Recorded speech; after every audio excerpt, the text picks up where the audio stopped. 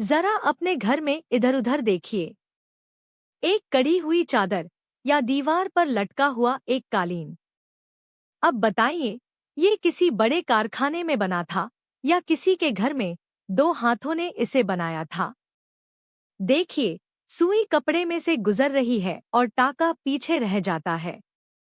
आज का सबक इसी दूसरे जवाब के बारे में है। घरेलू सनत, जिसे किताब कॉटेज इंडस्ट्री लिखती है, छोटे पैमाने की सनत है। ये किसी बड़ी मिल में नहीं, बल्कि मकामी तौर पर लोगों के अपने घरों में चलती है। मिल में मशीन काम करती है और आदमी उसे चलाता है। घरेलू सनत में हाथ काम करता है और औजार सिर्फ मदद करता है। एक तकला, एक सुई, लकड़ी का एक थप्पा। देखिए, तकला घूम रहा है और यही घुमाव रेशों को आपस में मरोड़कर एक धागा बना देता है। यही दोनों का बुनियादी फ़र्क है।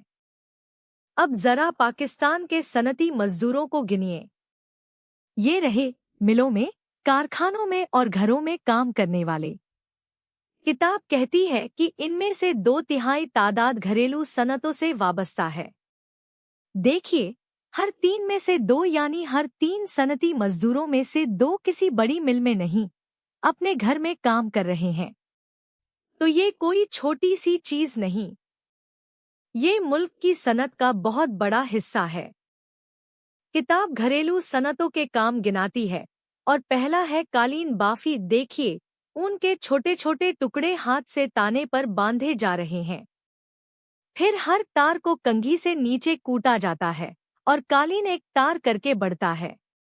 इसीलिए एक कालीन में महीने लग जाते हैं।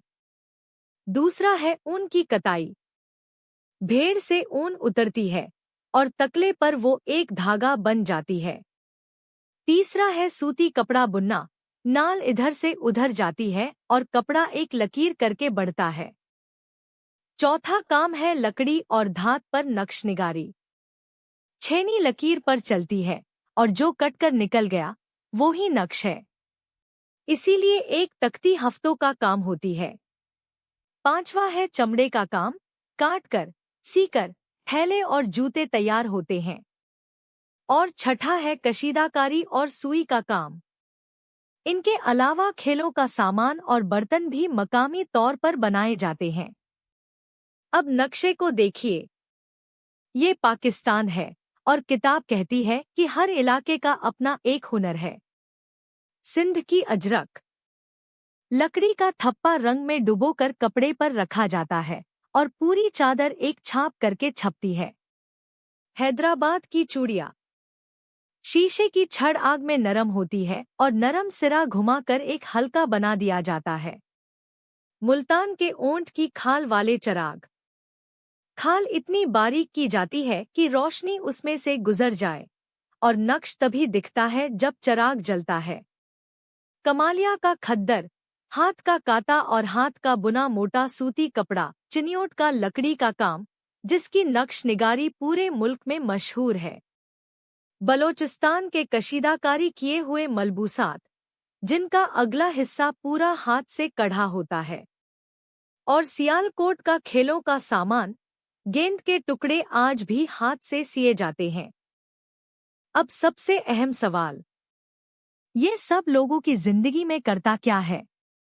पहली बात, इन सनतों से बड़ी तादाद में लोग वाबस्ता हैं और वो अपने खानदानों की जरूरियात पूरी कर रहे हैं।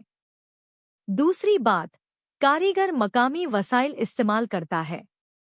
ऊन यहीं की, लकड़ी यहीं की, मिट्टी यहीं की। जो चीज़ दूर से नहीं मंगवानी पड़ती, उसकी लागत गिर जाती है।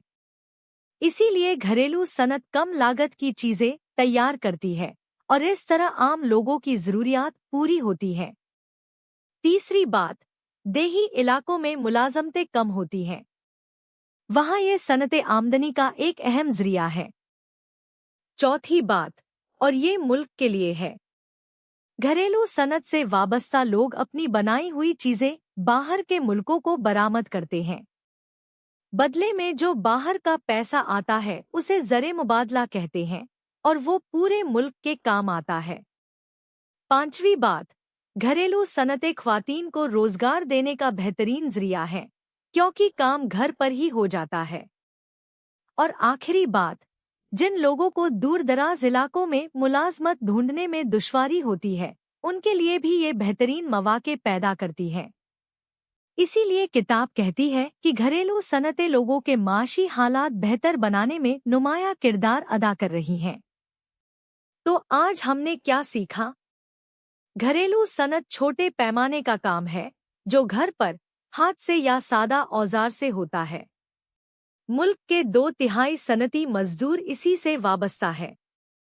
कालीन, ऊन, कपड़ा, नक्श निगारी, चमड़ा और कशीदाकारी इसके बड़े काम हैं। अजरक, चूड़ी, चराग, खद्दर और खेलों का सामान, हर इलाके का अपना हुनर। और ये खानदानों को रोजी, ख्वातीन को रोजगार और मुल्क को ज़रे मुबादला देती है।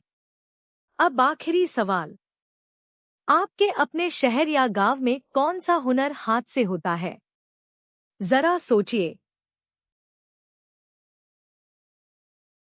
अपने घर वालों से पूछिए और अगली दफा हमें बताइए।